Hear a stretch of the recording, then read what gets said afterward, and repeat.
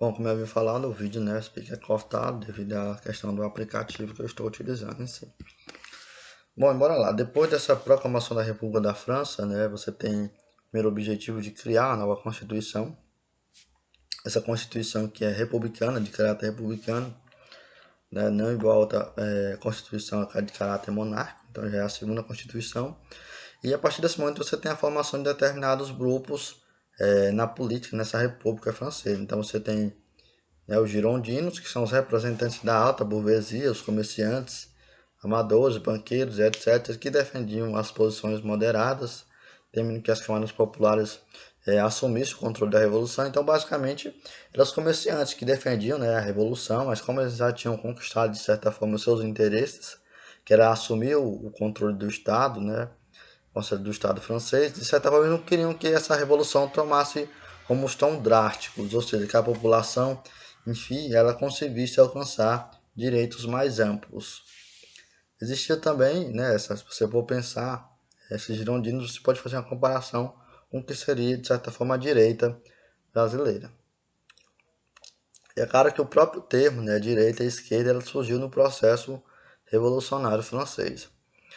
Os jacobinos, eles eram os representantes da pequena e média burguesia, profissionais liberais, lojistas, funcionários do proletariado de Paris, e defendiam posições mais radicais de interesse da população, né? Você pode talvez pensar, fazer uma relação com a esquerda, né? Que eram os mais radicais, que defendiam realmente que essa revolução fosse também transformada em benefícios para a população de uma forma geral mais ampla.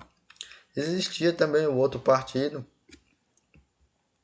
né, que no caso era a planície ou pântano, como a gente pode chamar também, que a gente pode fazer uma comparação ou analogia com o que seria o centrão brasileiro, né? Esse grupo que uma hora vai para um lado, uma hora vai para o outro.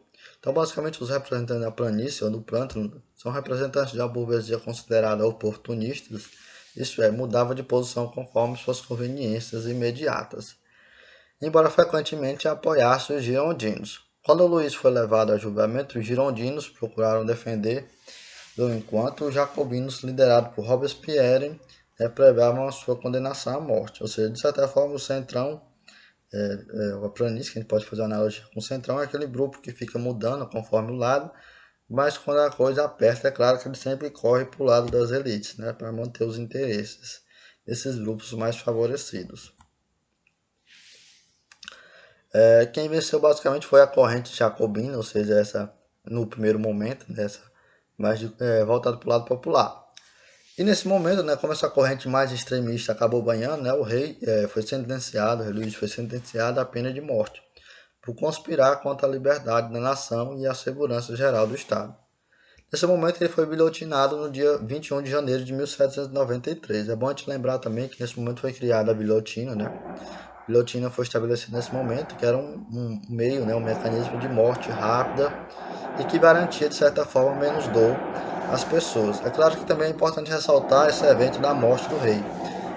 Apesar de você ter tido um evento antes, pouco antes, né, em 1600 e pouco, com a decapitação do rei inglês, esse evento da decapitação do rei da França foi um evento também que marcou muito e combateu essa ideia do rei como um ser absoluto e um representante de Deus. Aí você tem a ditadura jacobina. Bom, basicamente depois que os jacobinos assumiram o poder, de certa forma estabeleceu-se uma ditadura, né? Após a execução do rei, né, provocou internamente a revolta dos girondinos, que era esse grupo mais elitizado, né, das camadas da sociedade, que defendiam o monarca, e no exterior a reorganização das forças estrangeiras, ou seja, a morte do rei, a decapitação do rei causando um grande medo. Medo de quem? Medo das elites, né, como eu falei, essas elites francesas que tinham medo que essa revolução tomasse rumos mais drásticos, né, mais violentos, e que a sua hegemonia política e financeira fosse ameaçada, e também do resto do continente, sim, ou seja, de outros países que temiam que essa onda revolucionária se espalhasse e que as populações dessas outras regiões acabassem comprando esse ideal de liberdade, fraternidade, igualdade, e que buscassem também combater a monarquia em seus respectivos países.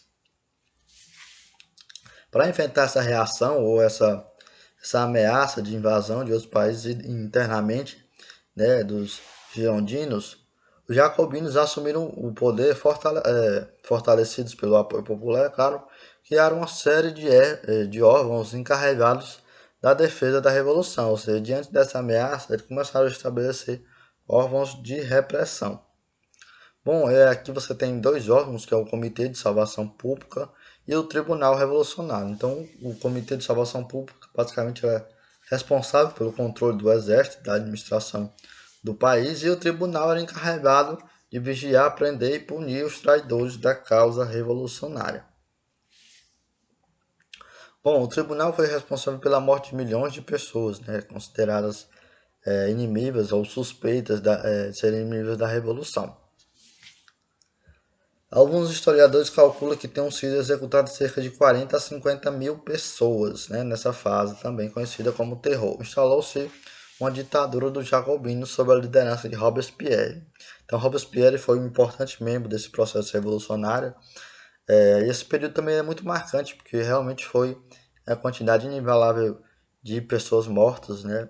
Para quem estuda a história dos sentimentos, como eu acho muito interessante você trabalhar com a ideia de medo que se estabeleceu em boa parte da França, inclusive, principalmente pelos membros da nobreza, que tinham suas casas invadidas, né? Tinha muitos nobres que eram simplesmente mortos e tá. Então foi um período de grande terror e de perseguição, né?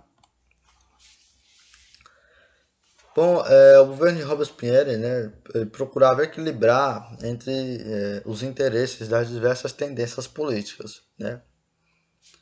Então você tinha, claro, a alta burguesia e a média burguesia, que eram as aspirações, né? Ele tentava, de certa forma, equilibrar essas aspirações da camada mais alta, ou seja, mais rica, né, da alta e da média burguesia, com os interesses das camadas populares, o que de certa forma era muito difícil, né?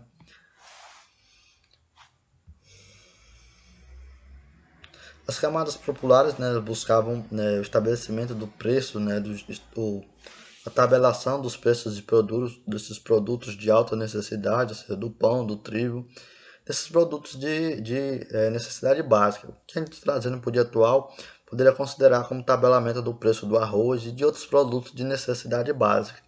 Então eles queriam que o governo taxasse, estabelecesse um valor máximo para produtos de necessidade básica, como o pão, naquele período. O que a gente pode trazer para a nossa sociedade atual poderia ser o arroz, né? Ou seja, era a mesma coisa de querer que o governo ele estabelecesse um limite ao preço do arroz como produto de necessidade básica. Naquela época era o pão, né?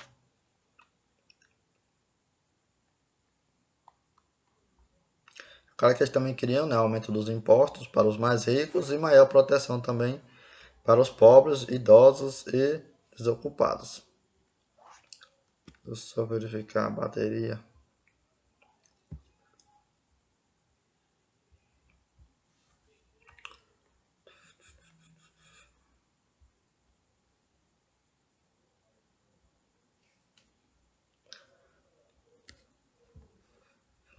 Bom, Robespierre ele obteve alguns êxitos, principalmente no setor militar, com a contenção do ataque das forças estrangeiras, como eu falei, depois da morte do rei Luís, né, a França, de certa forma, foi invadida por vários países da Europa que buscavam conter esse processo revolucionário.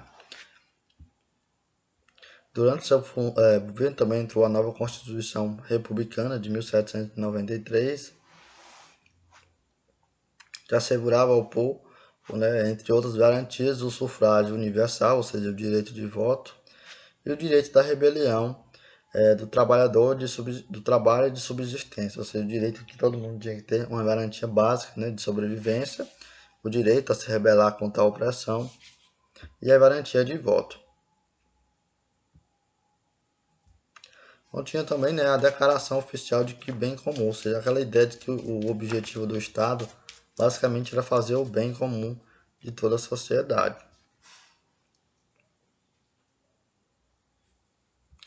Claro, como eu falei, diante de alguns acontecimentos desse período de terror e de ameaça, você teve a junção entre a planície e também os girondinos que acabaram derrubando Robespierre. Então, sem o necessário apoio político, Robespierre não teve condições de reagir aos seus opositores, sendo preso em 17 de junho de 1994